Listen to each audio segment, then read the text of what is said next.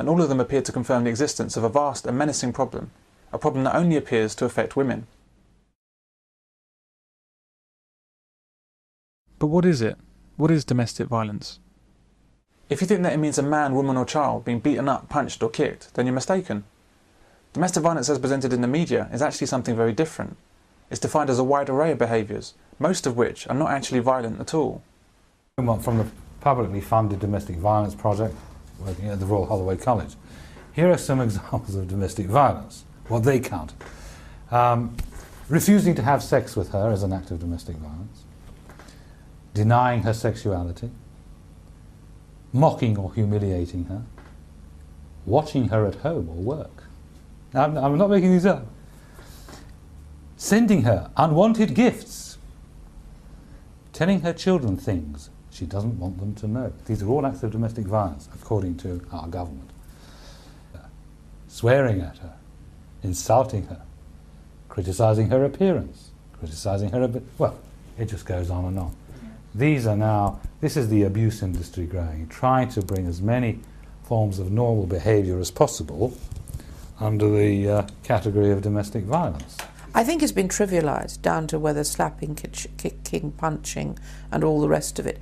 That is, of course, it's sad that adults have to regress into childish behaviour, but it does happen. Domestic violence, to me, is where there is physical attacks on another human being from someone who is close to you and loves you, or supposed to love you. Some of the literature on that has tended to kind of overstate the case, so and they tended, if you look at some of the literature, they tend to sort of stretch the definition of abuse, not just from punching and kicking or injuring in other ways, but to just sort of name calling or nasty looks, which name calling and nasty looks are not nice, but it kind of, you don't want to stretch the definition too far. The Domestic Violence Project at the Royal Holloway College, this is a £3 million project funded by the Labour government, which is run by an American feminist who knows every trick in the book. I've even received emails from women telling me that my website is illegal because it's an act of domestic violence against women. You cannot complain against women without them feeling that they have a right to abuse you, to threaten you, to intimidate you. And when it comes to the mainstream media, newspapers and whatever, they won't receive a few emails, they'll receive thousands of emails, thousands of letters orchestrated by the feminist lobby, which you must remember is extremely well funded. And so the women are goaded into believing that they are being abused by the male population, when the truth of the matter is, as you can see from the depths that they're having to sink in order to define domestic violence in every which way they can, and these things are regarded as crimes. I got into an argument with someone a couple of months ago, and she was very sensible, and she worked in a, it wasn't kind of like a rape crisis centre or something, but it was a sort of kind of a resource centre for those kinds of things. And she was coming out with all this stuff like, it's 1 in 4 women are abused. And I'm thinking, wow, that's massive. So I said, does that mean that of all of your friends, a quarter of them are being abused? And she went, well, no, I mean that over their whole lifetime, so not any given time. I said, okay, and what exactly counts as abuse under? What do you mean by abuse? Because this seems like an epidemic of what's going on. He said, oh, well, it means, obviously, knifing and stabbing and stuff, and murder, obviously, punching and kicking, and then also name calling and ignoring and stuff like this.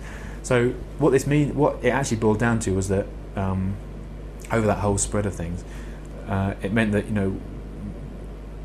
1 in 4 women over the course of their lives will be ignored for a period of time by their partners. It's kind of unfortunate if energy directed towards solving really serious problems is kind of dissipated on silly stuff like that. It started off really, he threw things at me.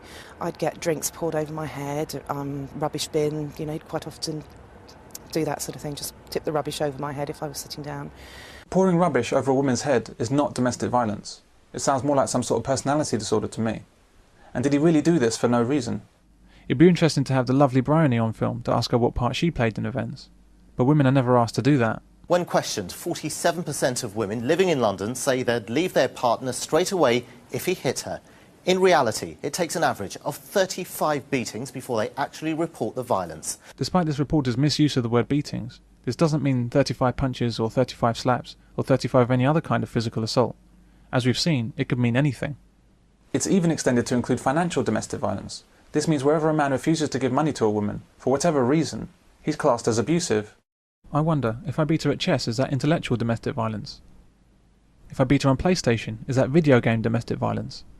The definitions of domestic violence are now so wide that the figures have become meaningless. The classification for domestic violence covers all acts of whether it's slapping, punching, pinching, if financial deprivation, in other words, if your partner won't give you the money that you want, that you think, that's all considered domestic violence. The problem with this is that if you start doing that, you're going to end up with the entire population of England in prison, because unfortunately people who live in close relationships do at times behave very badly towards each other. Domestic violence is, as far as I'm concerned, is serious violence where the other person is so intimidated that you ruin their quality of life.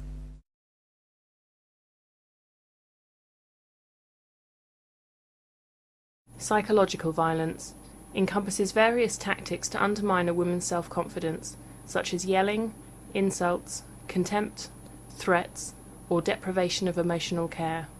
Is it only a woman's confidence that can be undermined? Elmer! If you're not in here in just 10 seconds, your dinner will go to your family. The Hogs! Elmer! Don't you sneak up on me. Physical violence ranges from pushing and shoving to hitting, torture, mutilation and murder. Sounds like Dolores O'Neill.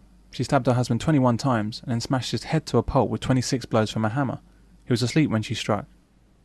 And of course there's Lorena Bobbitt. My next guest is a woman who's famous around the world for literally taking the law into her own hands. It's my pleasure. Welcome, welcome. This is your first appearance on British television, and millions of viewers join me in wanting to know the answer to one question.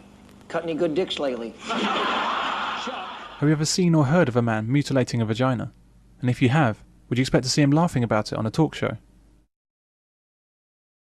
Financial violence may also include preventing a partner from taking employment outside the home or engaging in other activity that would lead to financial independence. Financial violence? Are you kidding me? So a woman chooses to be with a man who's willing and able to support her financially, and this might be somehow forced on her as a violent act. I wish someone would be financially violent to me so that I could quit work. However, the types of violence that women often employ against men don't make it onto Amnesty's list.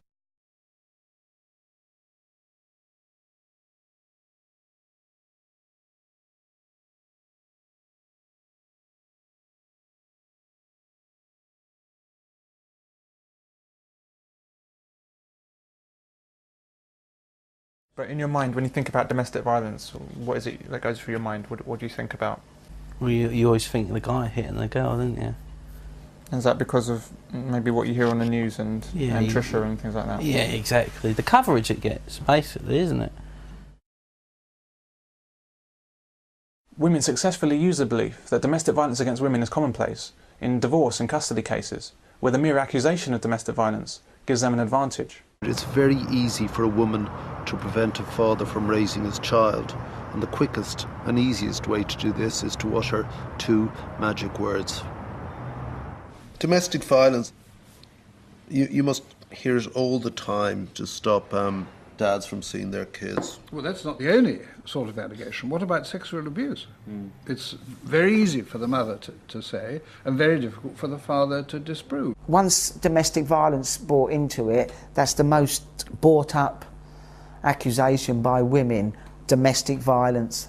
The courts are then believing the woman, and then the minute you go in front of the judge, you're thinking to yourself, do they think that I beat women up? Do they think I do this? Do they think I do that? And you just feel like you're about that big. And I felt about that big for the first few times. It's only when I thought, sod this, I've got dignity, I've not done nothing wrong. In your experience, how many of the allegations of abuse or violence are substantiated?